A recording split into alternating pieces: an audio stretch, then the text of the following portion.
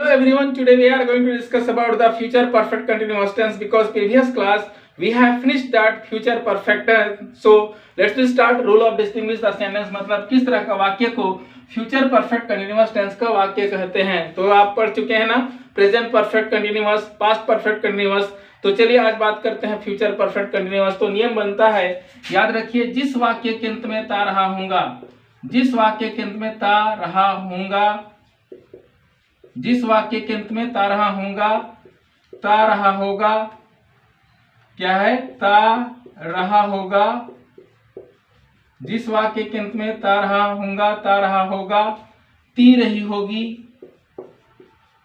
ती रही होगी, ते रहे होंगे,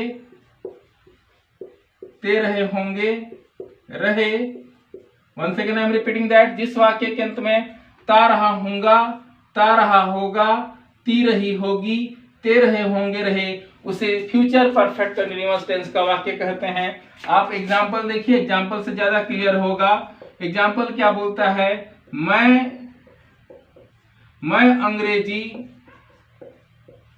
अंग्रेजी सीखता रहा हूंगा, मैं अंग्रेजी सीखता रहा हूंगा, मैं अंग्रेजी सीखता रहा हूंगा, हम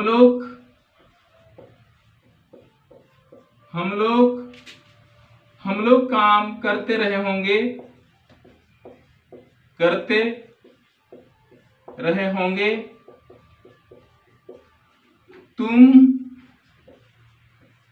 तुम भात पकाती रही होगी, तुम भात पकाती रही होगी,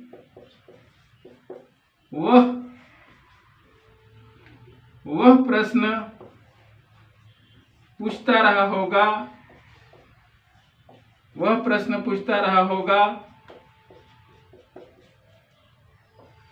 वे लोग पेड़ लगाते रहे होंगे, वे लोग पेड़ लगाते रहे होंगे, वे लोग पेड़ लगाते रहे होंगे, राम मछली पकड़ता रहा होगा, राम मछली पकड़ता, दिस इज द ता, राम मछली पकड़ता रहा होगा,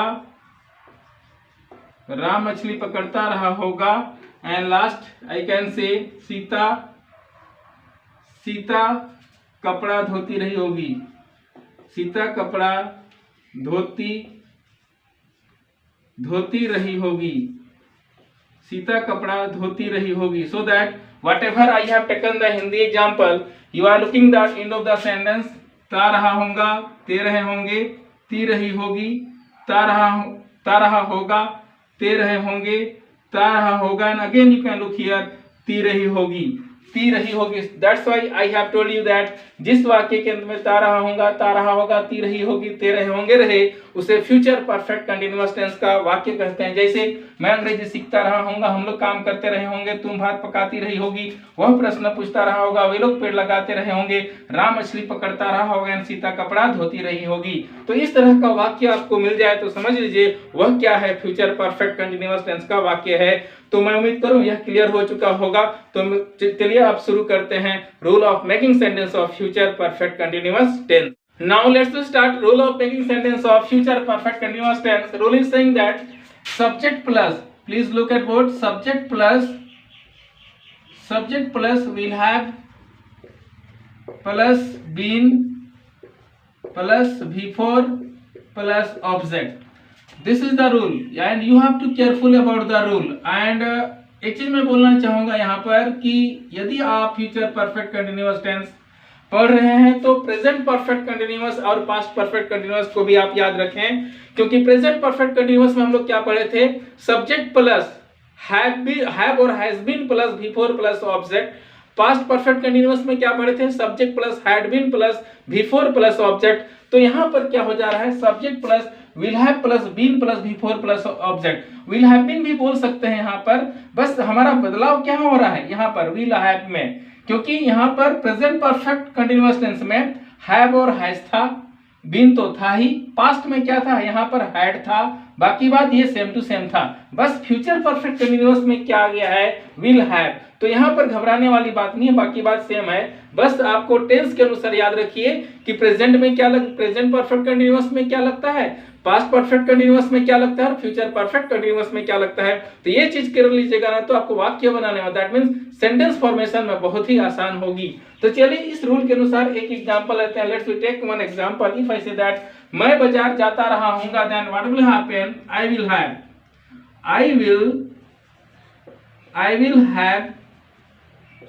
have been going to market. I will have been going to market.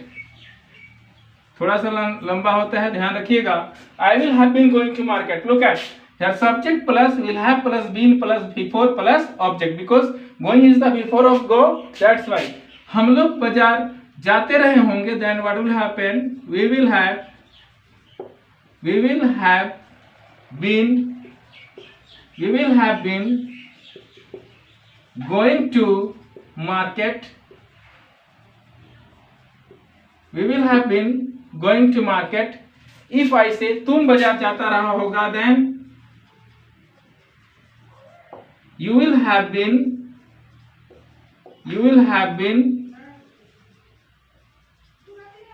going to market. If I say तुम लोग बाजार जाता रहा होगा, then you will have been going to market. And if I say वह बाजार जाता रहा होगा या वह बाजार जाती रही होगी, then he see it will have been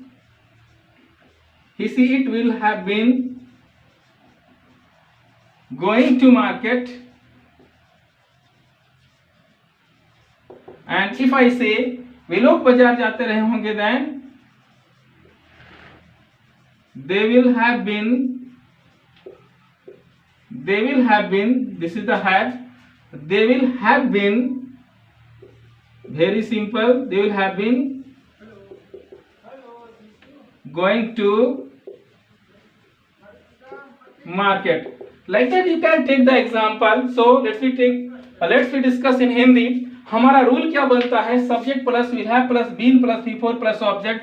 so example के रूप में मैंने क्या लिया, देखिए सब्जेक्ट के रूप में I, we, you, he, she, it, और क्या लिया है, दे। ये सारा क्या हो गया, सब्जेक्ट। उसके बाद हमारा क्या है, will have.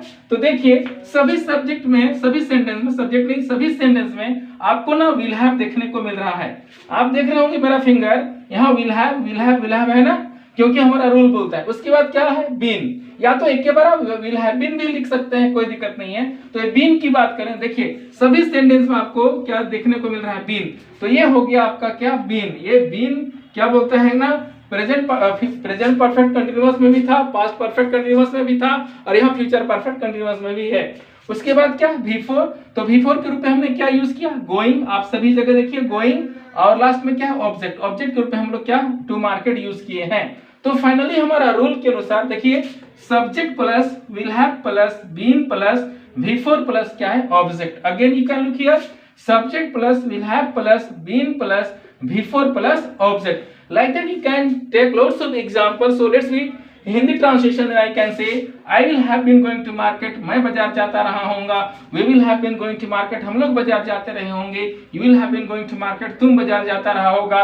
You will have been going to market. तुम लोग बाजार जाता रहा होगा। He will have been going to market. वह बाजार जाता रहा होगा। She will have been going to market. वह बाजार जाती रही होगी। And they will have been going to market. वे लोग बाजार जाते रहे होंगे। मैं बाजार जाता रहा होगा, हम लोग बाजार जाते रहे होंगे, तुम बाजार जाता रहा होगा, तुम लोग बाजार जाता रहा होगा, वह बाजार जाता रहा होगा, वह बाजार जाती रहेगी, वे लोग बाजार जाते रहे होंगे। Like that you can take lots of examples. So I am taking one more example. If I say that मैं अंग्रेजी पढ़ाता रहा हूँगा, then I will have been teaching English. हम लोग अंग्रेजी पढ़ाते रहे होंगे। We will have been teaching English. तुम अंग्रेजी पढ़ाता रहा होगा। You will have been teaching English. तुम लोग अंग्रेजी पढ़ाता रहा होगा। You will have been teaching English. वह अंग्रेजी पढ़ाता रहा होगा। He will have been teaching English. वह अंग्रेजी पढ़ाती रही होगी। She will have been teaching English. And वे लोग अंग्रेजी पढ़ाते रहेंगे। They will have been teaching English. इस तरह से आप ढेर सारा एग्जाम्पल लेके बना सकते हैं। लेकिन मैं एक चीज बोलना चाहूंगा कि जब तक आप बोलने में प्रैक्टिस नहीं कीजिएगा कि तो आपका टंग क्लियर नहीं होगा, इसलिए बोलने में बहुत ध्यान दीजिएगा। हाँ, जब फ्यूचर परफेक्ट कंटिन्यूअस टेंस की हम बात करें, ये फ्यूचर परफेक्ट कंटिन्यूअस ना बहुत कम उपयोग होता है, बहुत कम ही जगह। लेकिन टेंस तो हम लोग को हर एक प्रेजेंट, पास्ट एंड फ्यूचर का सबका चार चार जो पार्ट्स होता है सबको हम लोग को पढ़ना ही है, इसलिए मैं इसको भी पढ़ा रहा हूँ। लेकिन इसका प्रयोग कम मात्रा में होता है, बहुत कम, रेयर केस में होता है, और जहां भी होता है बहुत ही उपयोगी है, इसलिए आप इसको भी अच्छे से कर लीजिएगा। और इसके अनुसार ना वाक्य खूब बनाइए। You have to make loads of sentence, then you can improve your English, because each and every tense is very very important for learning English. तो उम्मीद करूं ये क्लियर हो चुका होगा। तो मिलते हैं नए क्लास में। जय हिंद।